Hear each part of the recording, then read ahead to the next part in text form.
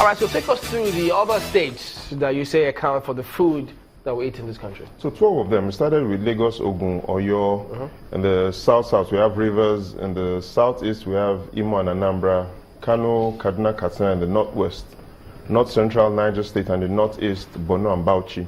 So these are the 12 states that account for half of all the food we eat. In terms of the producing the food or something? In terms of consuming the food. Oh. So the food is produced and then they consume. Now that's just one way to look at it. The other way to look at it is this.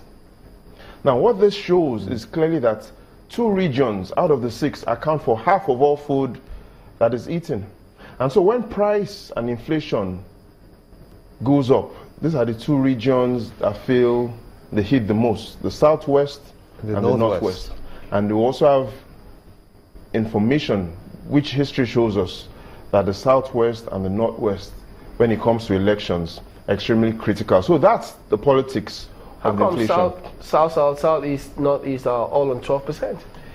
Again, a bit of population, a bit of spending power, a bit of urban development. So this clearly shows where the consumption happens. But in the final analysis, there's something that is extremely important on how inflation connects to the stability of the country. And let's look at this. It's an orange. It's easy to see it in 2 halves. Earlier this week, we had some concerns about politicians influencing the military. In simple words, let's call it a possible or a potential coup. But let's even look at the history of successful coups and its connection to inflation. 1966, Agunyori, that happened January. First half of the year, January. Now let's look at subsequent successful coups. They all happened in the second half of the year. Gowon, 66 as well, happened August. Murtala Mohammed, 75, July.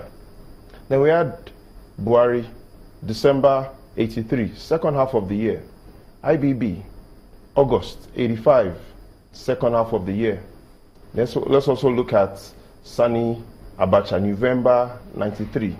What does all of this mean? 4 out of 5 successful coups occur in the second half of the year. Why the second half of the year? And that's because when these coups occur, they blame it on 2 things: economic instability and inflation. And so because of high inflation that occurs in the first half of the year, there's always a potential for a new government. Now let's look at what has happened to inflation in the past 3 years. Yeah. Okay. So we look at, within the first 2 years of President Obasanjo, food inflation 14%. First 2 years of Goodluck Jonathan, food inflation 23%. First 2 years, Yar'Adua, 33%. And the highest is Muhammadu Buhari, yes. 35%. But should we should we blame the food inflation on only him? No, we shouldn't. Now, in the next 10 days, when we look at what will happen on Democracy Day, we'll know how much of the blame should go to the current president and how much shouldn't go to him. That's a fine place to let it go, even though I see what you do there. After taking Nigerian jollof rice, he lets it go down with some oranges. Jide Ogunsanwo, our data and information analyst, thank you for coming on this morning. But we've got time for one more thing. And then,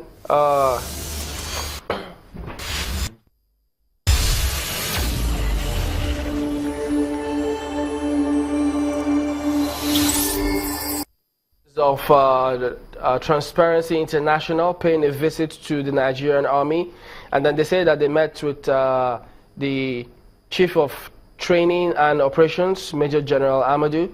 They met with Chief of Logistics, K.O. Kadiri, Chief of Accounts and Budget, Director of Operations, and those that were in that delegation were Awal Musa, Eva Marie Anderson, Salahuddin Hashim, and Onyekachi Eke.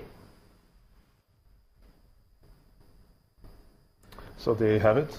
True as it is. It speaks for itself. So that's the show today, and what a week it's been. We thank you all for watching. I'm Chamberlain Usa. Thanks for watching. I am Gimba Umar. Will we get an apology or not? Well, we will see. Thank you. I'm Maukbe Ogun.